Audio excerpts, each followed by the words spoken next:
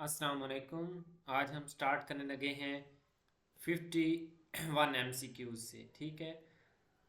The thinning of ozone layer is resulting due to chlorofluorocarbons which are use in spray cans and refrigerators. ठीक है, ये spray जो cans होते हैं and refrigerators होते हैं जिसकी मदद से हम क्या है ठंडक के माहौल तो पैदा करते हैं, लेकिन वो क्या है ओजोन लेयर को थिन कर रहे हैं, पतला कर रहे हैं, उसको उससे ऊपर इफेक्ट कर रहे हैं। ठीक है, नेक्स्ट आ जाता है हमारे पास कंप्यूटर साइंस।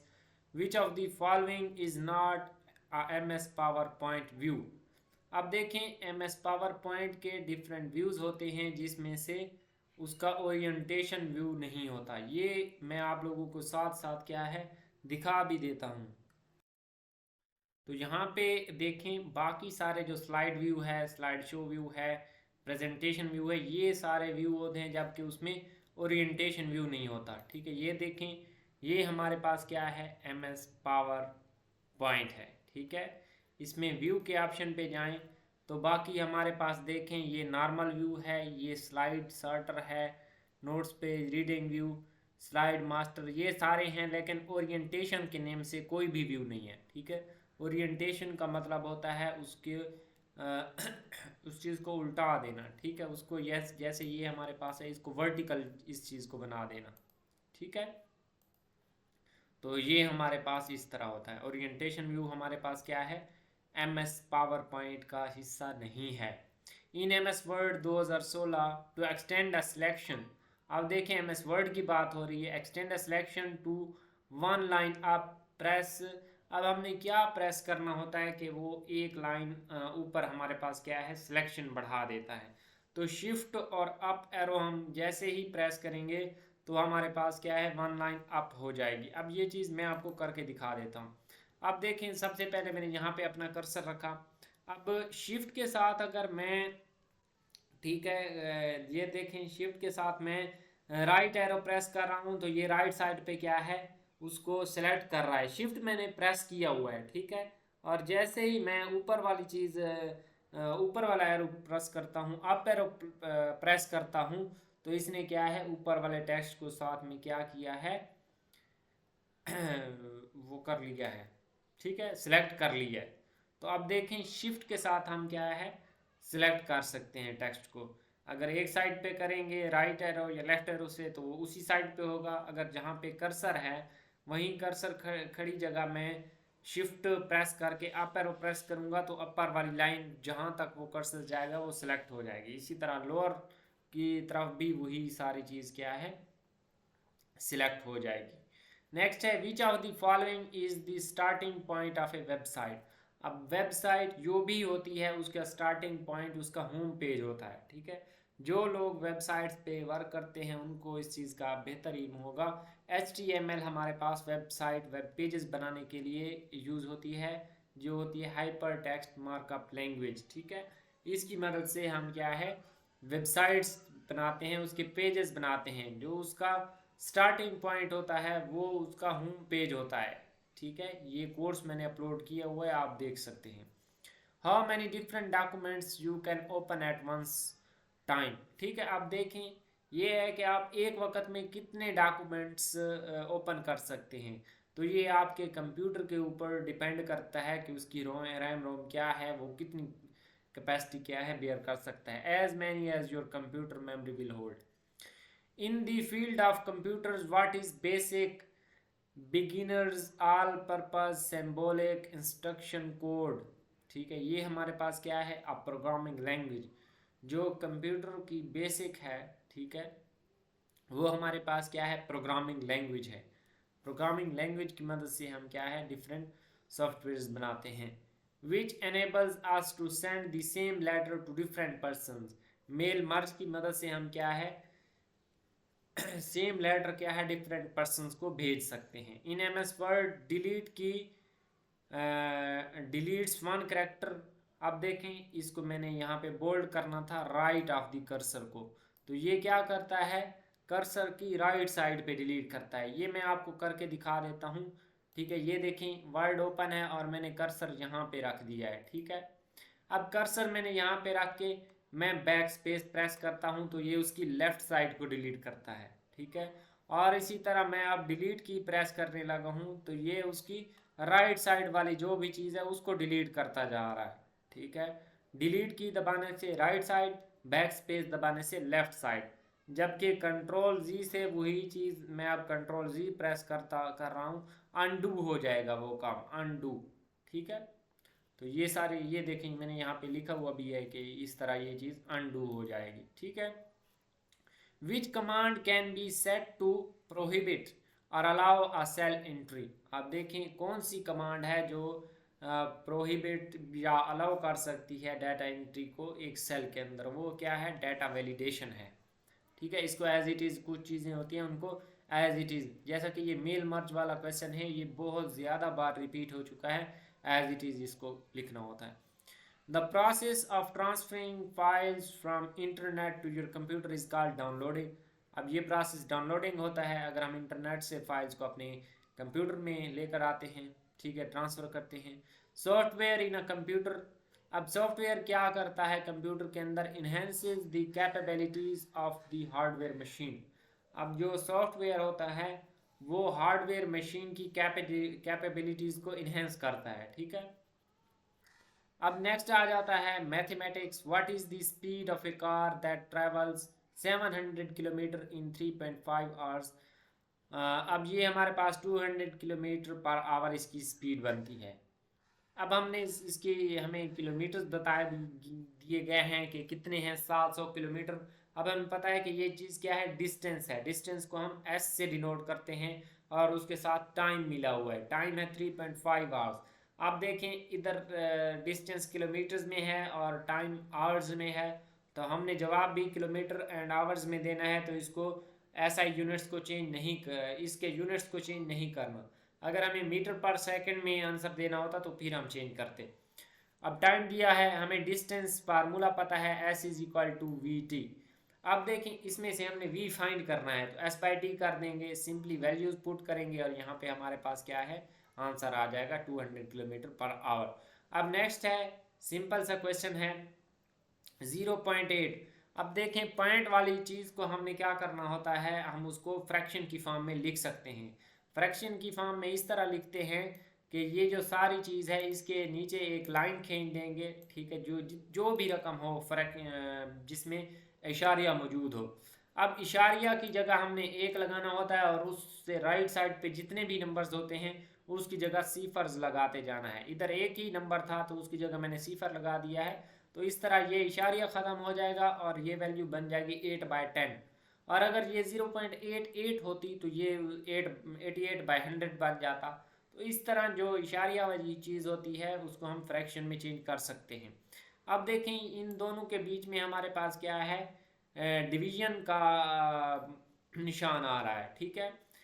अगर डिवीजन का साइन हो तो उसको हम मल्टीप्लिकेशन के साइन में चेंज कर सकते हैं।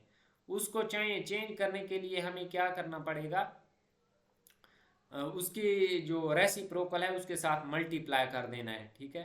10/8 के साथ मल्टीप्लाई करेंगे तो हमारे पास क्या बन जाएगा, ये वाला साइन मल्टीप्लिकेशन में चेंज हो जाता है। इसकी भी एक रीज़न है कि ये चेंज हुआ कैसे है, ठीक है। इसकी रीज़न है कि ये चेंज हुआ कैसे है। चेंज करने के लिए हमने क्या है, ये मल्टीप्लाई किया है पहले 10/8, इस पूरी इक्वेशन को 10/8 और 8/10 से मल्टीप्लाई किया है, ठीक है। 8/10 यहाँ पे मैं लिख नहीं सकता, मेरे पास क्या है, माउस की मदद से मैं ये कर रहा हूँ, ठीक है। तो अब देखें 8/10 यानी मीन्स इसको आपस में अगर मैं कट कर दूँ तो ये कट हो सकता है, मीन मैं एक के साथ मल्टीप्लाई कर रहा हूँ, लेकिन मुझे इनको काटना नहीं है, मैं किसी पर्पज़ के लिए ये काम कर रहा हूँ, ठीक है।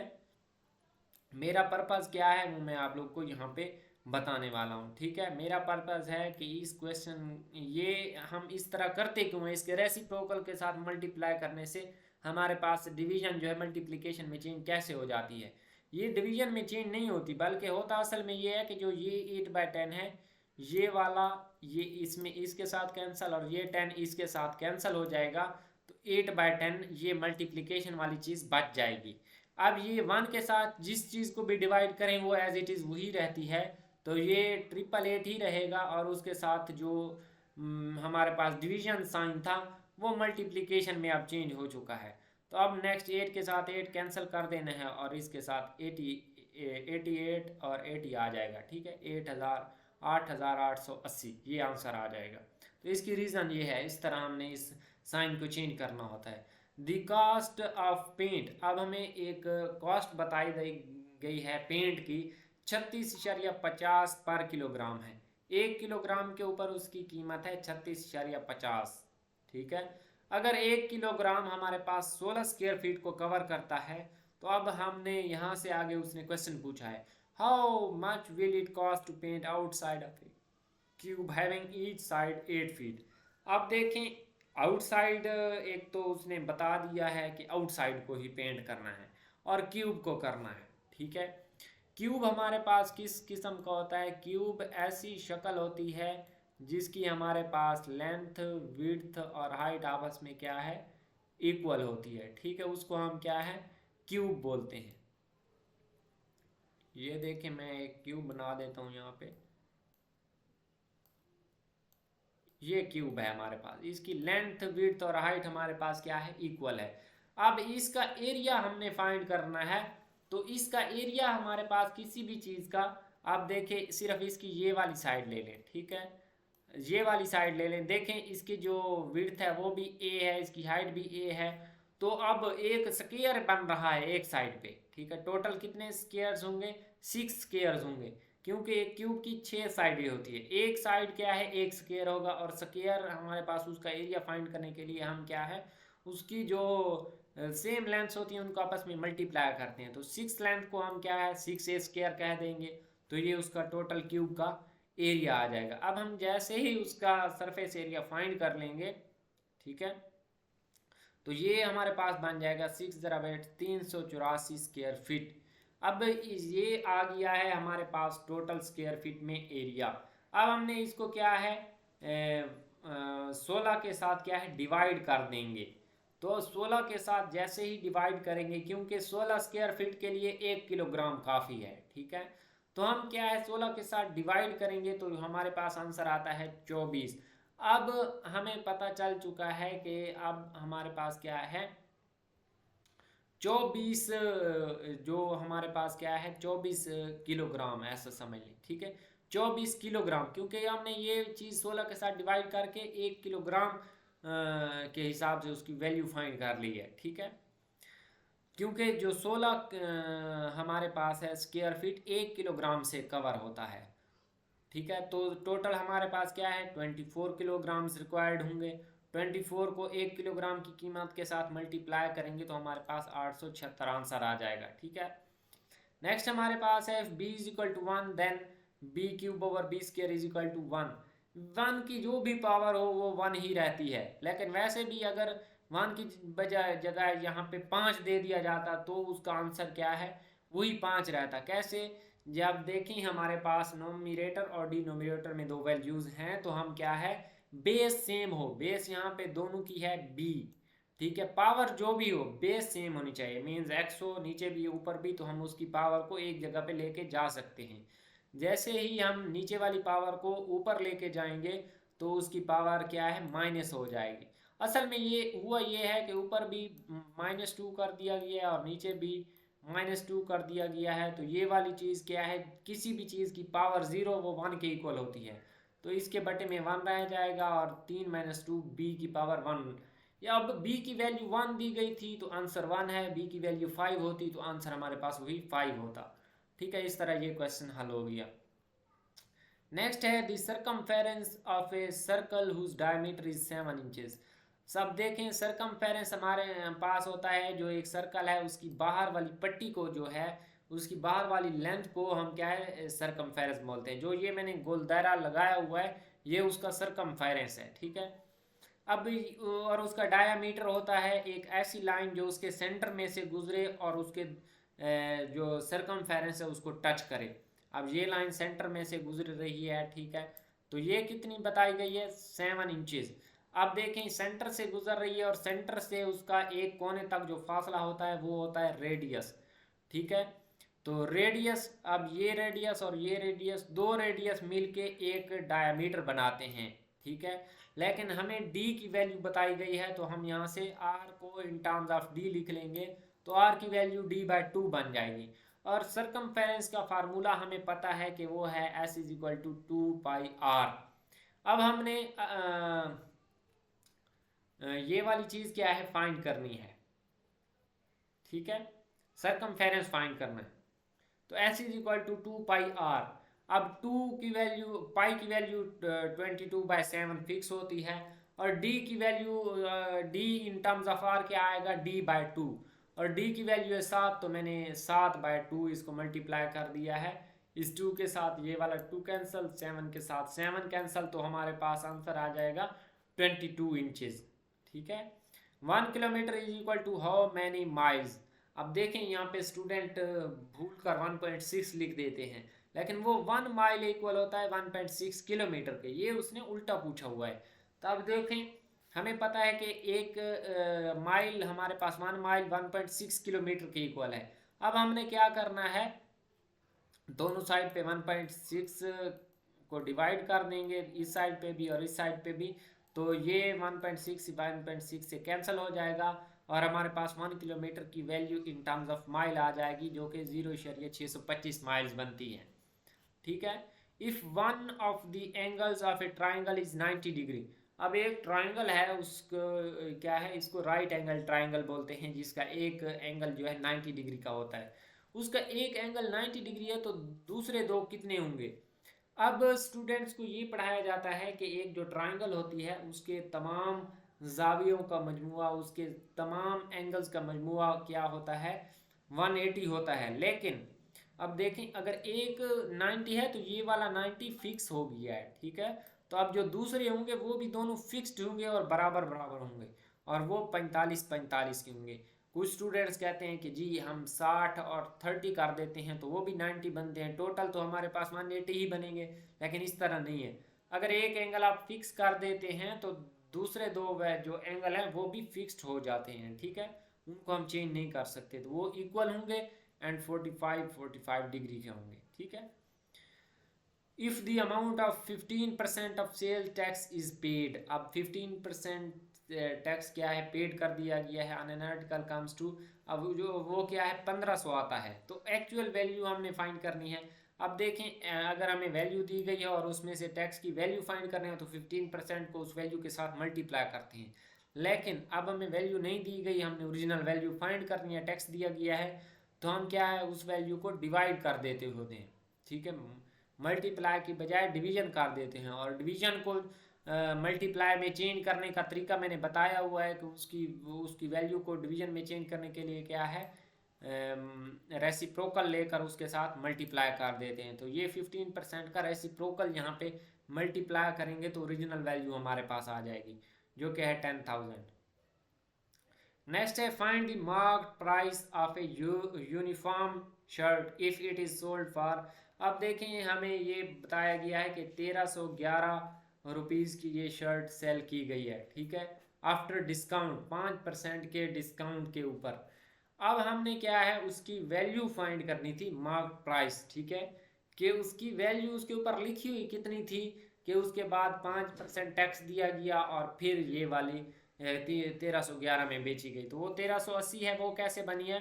अब इसका एक ही फार्मूला है, ठीक है, इसको ऐसे समझें कि रटा लगा लेना है, सेल प्राइस, ठीक है, ओवर 1 माइनस डिस्काउंट, यह इसका फार्मूला है। अब सेल प्राइस हमारे पास 1311 थी, अब 1 माइनस डिस्काउंट, डिस्काउंट 5% था, तो इसको मैंने 1 माइनस 5/100 कर दिया है। अब इसको मैं 0.05 भी लिख सकता हूँ, क्यों, क्योंकि हम किसी भी वैल्यू को इशारिया में चेंज करने के लिए क्या करते हैं, इसका उलट प्रोसेस तो अभी अभी ऊपर मैं बता के आया हूँ। अब इसको इशारिया में चेंज करना है तो नीचे हमारे पास जो भी वैल्यू होगी वो 10 होगी, 100 होगी, उसके हिसाब से देखना है। अब यहाँ पे 100 है तो एक आगे कोई हिस्सा मौजूद नहीं है, तो इसकी जगह ये वाला 0 और एक की जगह हमने क्या है इशारिया लगा देना होता है, तो ये बन जाएगा 0.05, और इशारिया से पहले 0 हमने खुद लगा देना होता है, ठीक है।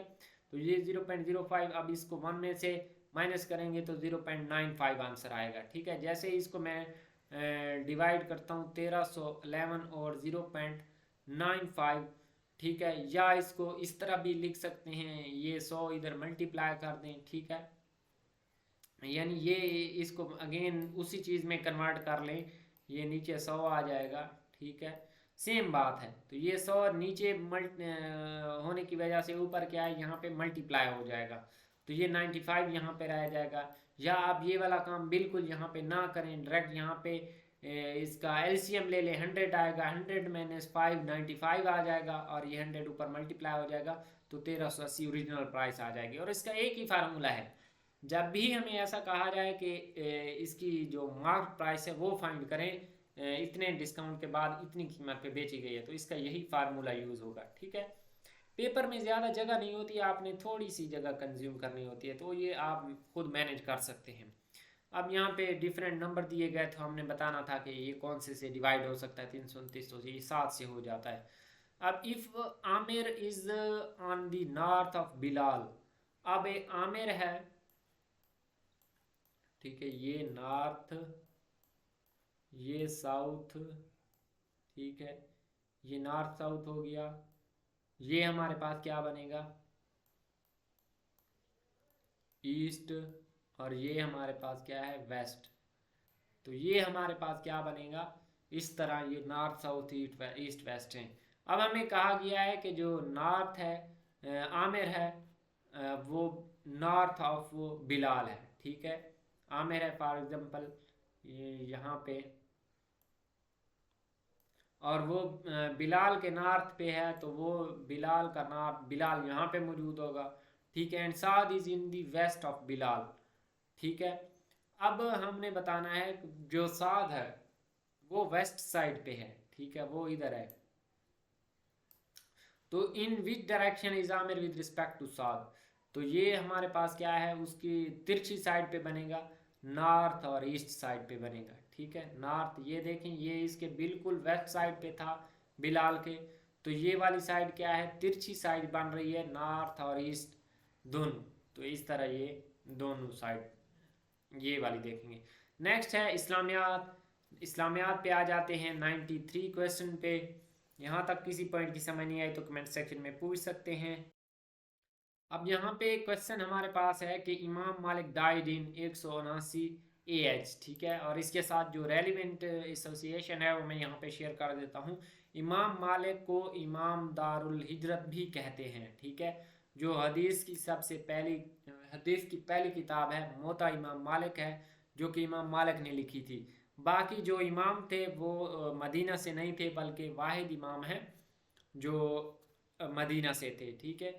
क्योंकि हज़रत अली ने जो है कैपिटल वो कूफा में शिफ्ट कर दिया था, और आपको पता है कि हज़रत अली को इल्म का दरवाज़ा कहते हैं, और उसके साथ जो आलिम लोग थे वो भी वहीं पे शिफ्ट हो गए थे, तो जो इल्म का ज़्यादा मरकज़ बन गया था वो बन गया था। तो इसलिए मदीना से जो इमाम थे वो नहीं थे हदीस के, तो इस तरह ये चीज़ है, ठीक है। नेक्स्ट है name of the profit who was contemporary of हजरत इब्राहिम, ठीक है। वो हमारे पास क्या है, कंटेम्प्रेरी मीन्स हम असर थे, ठीक है। हम असर कौन से थे, हजरत लूत और हजरत इब्राहिम, ठीक है। एक मिनट में इसको कंफर्म कर लूँ।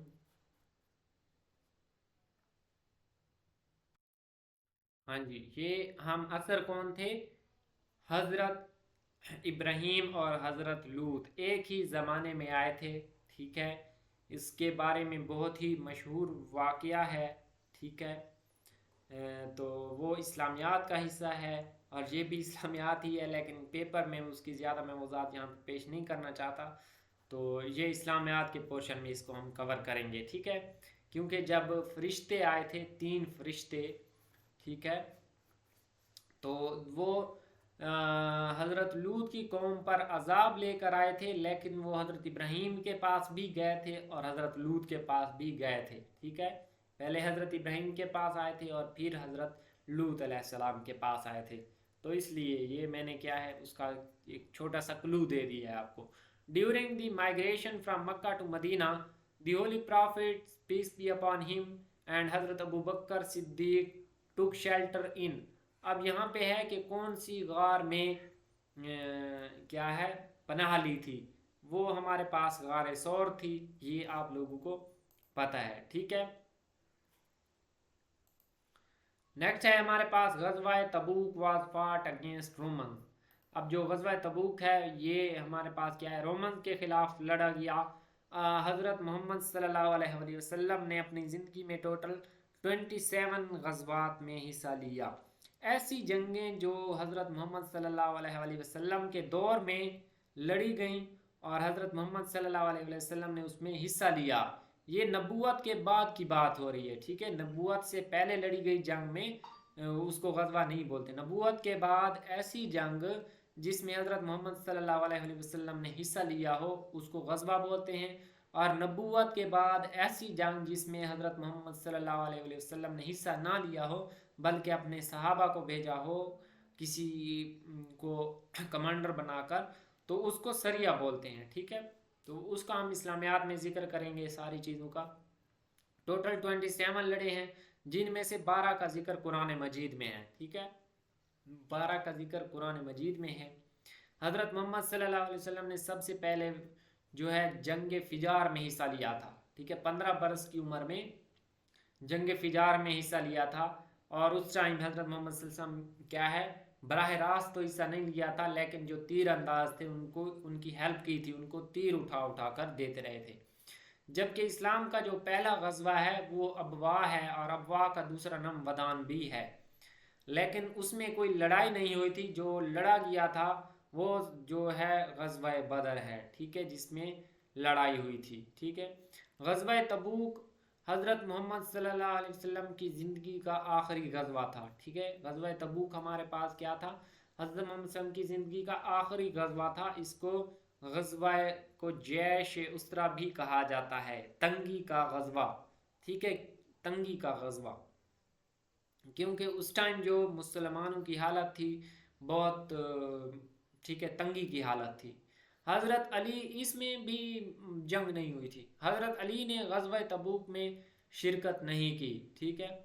हज़रत अली ने इस गज़वा में शिरकत नहीं की।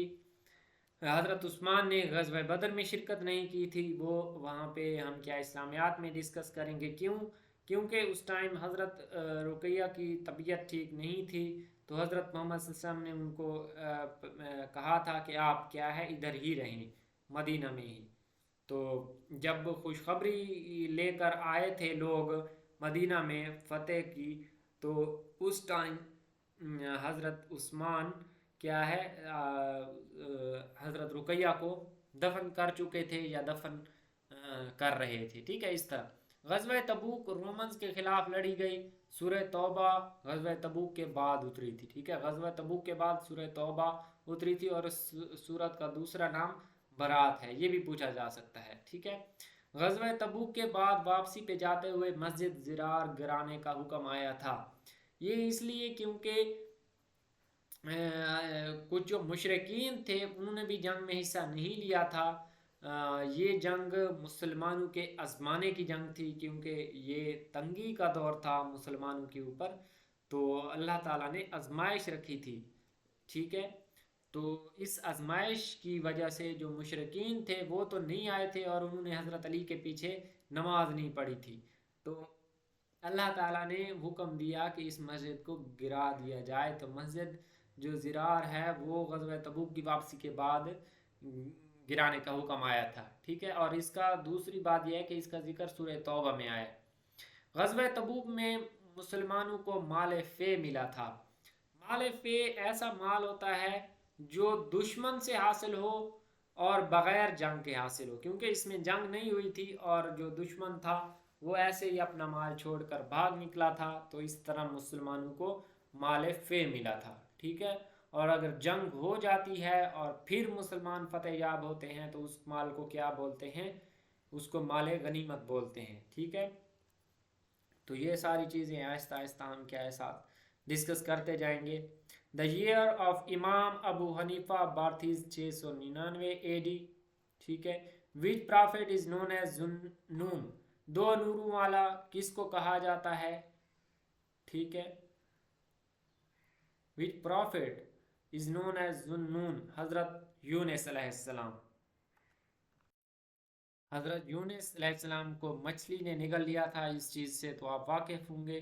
तो उनको क्या है, ज़ुन्नून का कहा जाता है। ठीक है। Which king tore the letter of prophet Hazrat Muhammad सल्लल्लाहु अलैहि वसल्लम, खुसरो परवेज़ ने क्या है उसके पीसेस कर दिए थे। ठीक है। फिर उसकी सल्तनत के भी पीसेस हुए थे, इससे आप वाकिफ़ होंगे। और ये हमारे पास क्या है, 7 हिजरी को हज़रत मोहम्मद सल्लल्लाहु अलैहि वसल्लम क्या है, हर किसी को लेटर्स लिखे थे। ठीक है। डिफरेंट जो हमारे जो हज़रत मोहम्मद सल्लल्लाहु अलैहि वसल्लम के दौर में 7 7 वाली स्टेट्स थी, उनको लेटर लिखे थे। तो खुसरो परवेज़ ने क्या है उसको फाड़ दिया था। ये 7 हिजरी की बात है। Name the first written constitution of the world, मिसाक मदीना हमारे पास क्या है, दुनिया का सबसे पहला लिखा गया आइन है। ठीक है। जो कि यकम हिजरी को हुआ था। इसकी कितनी क्लासेस थी, 52 क्लासेस थी। अगर 52 मौजूद ना हो तो 47 लगाना है। ये सारी चीज़ें हम प्रीवियस पेपर्स में डिस्कस कर चुके हैं। अगर यहाँ तक किसी पॉइंट की समझ नहीं आई तो कमेंट सेक्शन में पूछ सकते हैं। बाकी मेरा नंबर भी यहाँ दिया गया है। यह जब हज़रत मोहम्मद मदीना तशरीफ़ लाए तो मदीना की आबादी 10,000 थी, जिसमें से 15%। अब ये हिजरत से रिलेटेड है। ठीक है। कि हज़रत मोहम्मद सल्लल्लाहु अलैहि वसल्लम जब मदीना तशरीफ़ लाए थे तो वहाँ की आबादी कितनी थी, तकरीबन 10,000 थी। तो अगर यहाँ किसी पॉइंट की समझ नहीं आए तो कमेंट सेक्शन में पूछ सकते हैं। साथ में ये नंबर दिया गया है, आप इस पर रब्ता भी कर सकते हैं। ठीक है। और उम्मीद है आपने लाइक तो नहीं किया होगा, तो ये भी शफकत कर देनी है कि वीडियो को लाइक कर देना है। ठीक है। मिलते हैं नेक्स्ट वीडियो में। अल्लाह हाफिज़।